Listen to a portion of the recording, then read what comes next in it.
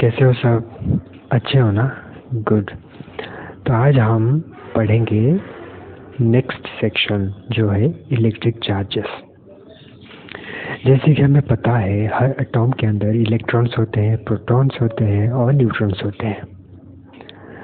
Neutron और proton एक साथ रहते हैं न्यूक्लियस के अंदर और बाहरी हिस्सा में उस एटॉम का इलेक्ट्रॉन्स रहते हैं। जो प्रोटॉन्स होते हैं वो पॉजिटिवली चार्ज पार्टिकल्स है और जो इलेक्ट्रॉन्स है वो नेगेटिवली चार्ज पार्टिकल्स है और न्यूट्रॉन्स जो है वो न्यूट्रल है। जो प्रोटॉन्स होते हैं वो काफ़ी हेवी होते हैं कंपेयर टू इलेक्ट्रॉन्स। अगर मैं इसको क्वांटिफाई करूं तो एक प्रोटॉन का जो मास होता है वो 1800 गुना ज़्यादा एक इलेक्ट्रॉन से होता है। 1800 गुना 1800।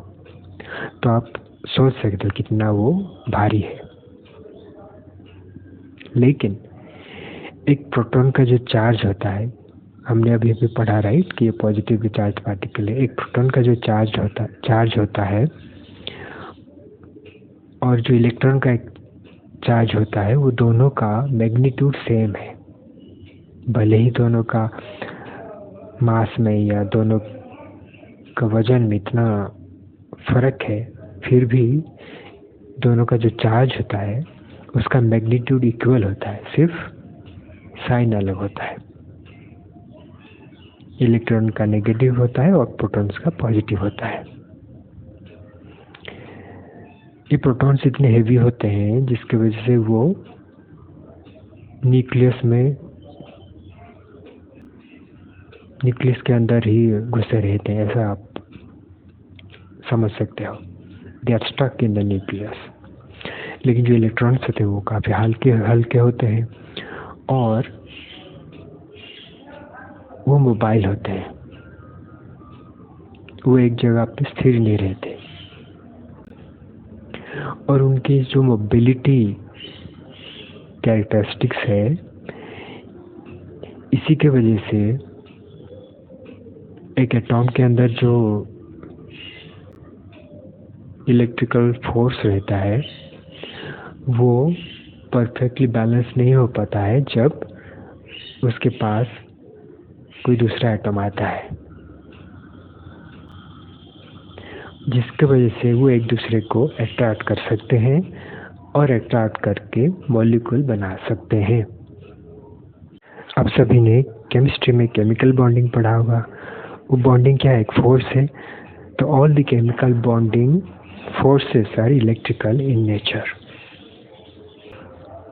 और कोई भी एटॉम में most of the time usually same number of electrons और प्रोटॉन्स होते हैं। अगर 10 इलेक्ट्रॉन्स है तो 10 प्रोटॉन्स भी है और उनका चार्ज भी मैग्नीट्यूड सेम है और सिर्फ साइन अलग है। मतलब अगर एक प्रोटॉन का चार्ज है x और उस पर 10 प्रोटॉन है तो उसका नेट चार्ज होगा 10x। सिमिलरली इलेक्ट्रॉन का चार्ज तो सेम ही है, सिर्फ साइन अलग है और 10 इलेक्ट्रॉन्स है तो चार्ज हो गया -10x। 10x प्लस -10x कितना होता है? 0 होता है। इसी की वजह से एक एटॉम के अंदर जो नेट चार्ज होता है वो 0 होता है। ठीक है। तो एक जैसे आपने मैकेनिक्स में नेट फोर्स पढ़ा होगा, इसी तरह से एक एटॉम के अंदर जो नेट चार्ज होता है वो 0 होता है। और एक इंटरेस्टिंग बात, इलेक्ट्रॉन जो होते हैं वो एटॉम के बाहरी हिस्सा में रहते हैं। अगर आप उसको इमेजिन करोगे, आप सबने आंवला देखा होगा राइट? उस पर कितना सीड होता है? एक ही सीड होता है अंदर राइट?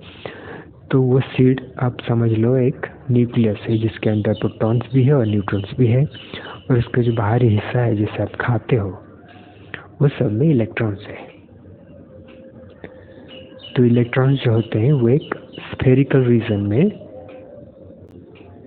पड़े रहते हैं एक एटॉम के। वो एक 2D सरफेस या एक पर्टिकुलर सर्कुलर ऑर्बिट फॉलो नहीं करते। एक स्फेरिकल रीजन में वो लोग रहते हैं। ठीक है, क्लियर हो गया इलेक्ट्रिक चार्जेस के बारे में? आपको इस पे कुछ क्वेश्चन है तो पोस्ट करना, और नेक्स्ट सेक्शन में जाने से पहले हम वो क्वेश्चंस क्लियर कर लेंगे। ठीक है, आज इसी पे रुकते हैं, मिलते हैं नेक्स्ट सेक्शन में। ठीक है।